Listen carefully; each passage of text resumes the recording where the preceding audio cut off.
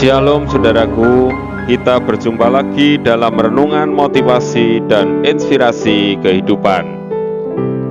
Dia dianiaya tetapi dia membiarkan diri ditindas dan tidak membuka mulutnya, seperti anak domba yang dibawa ke pembantaian, seperti induk domba yang keluh di depan orang-orang yang menggunting bulunya.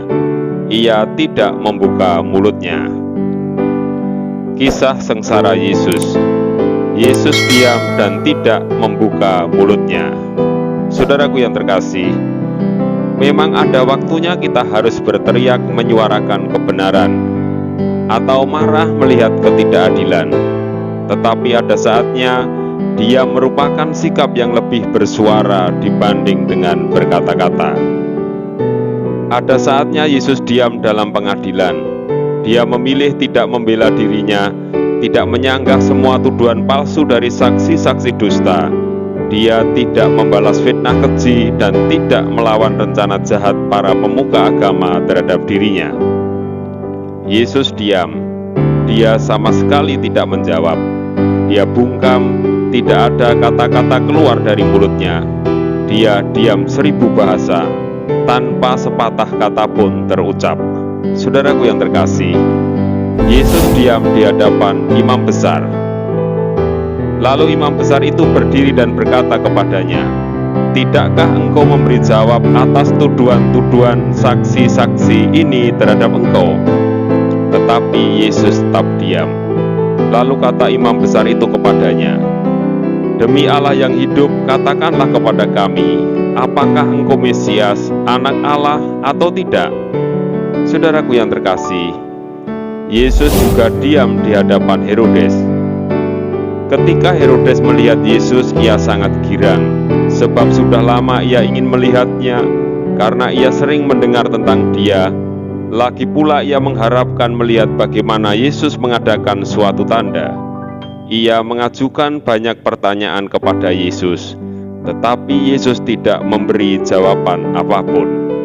Saudaraku yang terkasih, Yesus tetap diam ketika tuduhan para pemuka agama disampaikan di hadapan Pontius Pilatus. Dia juga tidak merespon terhadap pertanyaan yang diajukan wali negeri itu. Lalu imam-imam kepala mengajukan banyak tuduhan terhadap dia. Pilatus bertanya pula kepadanya, katanya, "Tidakkah engkau memberi jawab? Lihatlah betapa banyaknya tuduhan mereka terhadap engkau." Tetapi Yesus sama sekali tidak menjawab lagi, sehingga Pilatus merasa heran. Saudaraku yang terkasih, mengapa Yesus diam? Mengapa ia tidak merespon semua tuduhan yang ditujukan kepada dirinya? Bukankah dengan berdiam diri, ia akan kehilangan kesempatan membela dirinya? Yesus diam bukan karena takut atau tidak ada keberanian untuk mengatakan kebenaran demi pembelaan dirinya. Yesus diam bukan karena tekanan situasi sehingga tidak lagi berdaya oleh rasa sakit dari kesengsaraan yang dialaminya. Yesus diam bukan karena merasa terancam atau terintimidasi oleh tuduhan-tuduhan keji yang palsu dan segala fitnah yang disampaikan kepadanya.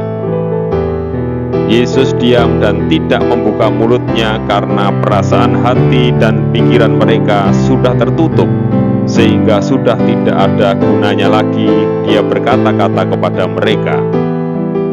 Para pemuka agama yang telah menyerahkan Yesus karena dengki, hati dan pikiran mereka dikuasai kebencian, sehingga tidak lagi bisa menerima kata-kata Yesus.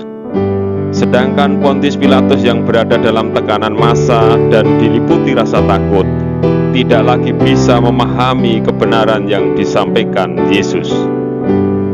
Kata Pilatus kepadanya, "Apakah kebenaran itu?"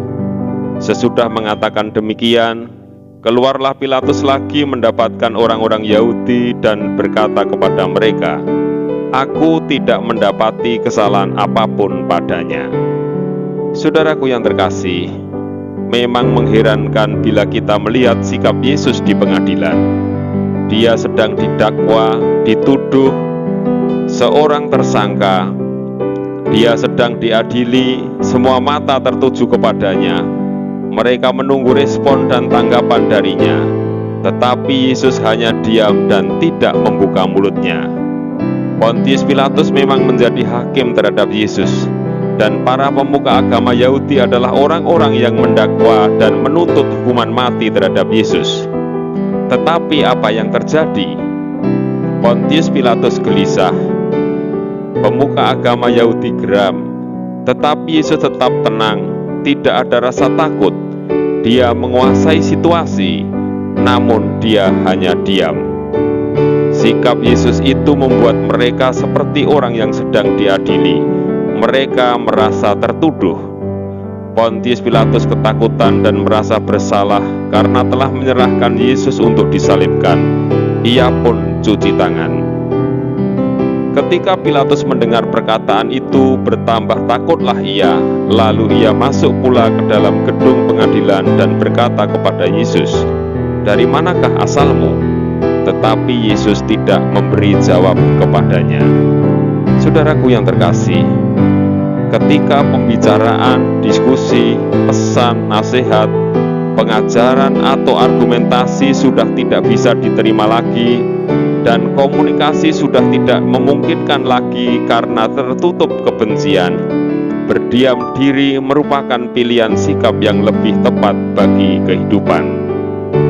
Alangkah celakanya bila karena kekerasan hati, rasa dengki, kebencian dan kesombongan kita, sehingga membuat Yesus tidak dapat berkata-kata lagi kepada kita. Jangan sampai semuanya itu terjadi.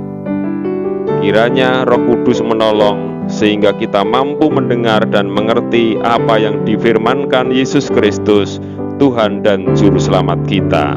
Amin.